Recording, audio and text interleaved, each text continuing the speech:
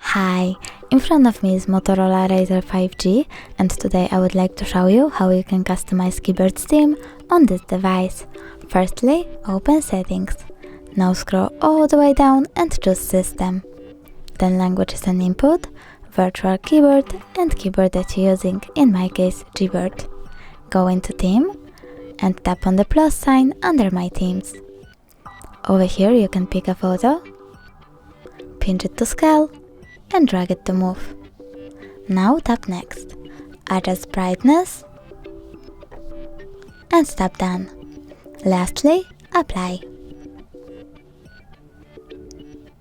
As you can see, theme of my keyboard has changed. Thanks so much for watching. If you enjoyed this video, don't forget to leave a like, comment and subscribe. Bye!